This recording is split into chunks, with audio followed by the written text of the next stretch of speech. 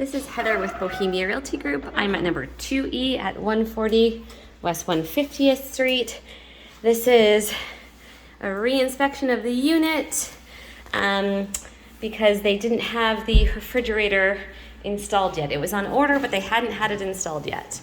So now here is the new refrigerator.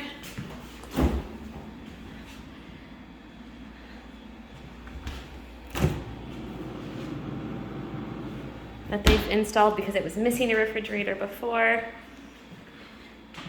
This is a reminder. Will these work? We're showing a couple of those.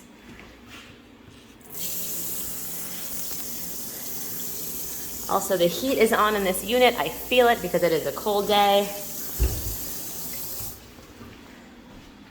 All of those things again. Lots of outlets in here.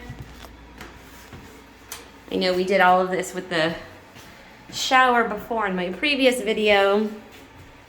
And the sink. So all of that is still good. No leaking. Again, I know we did all this in my previous video, but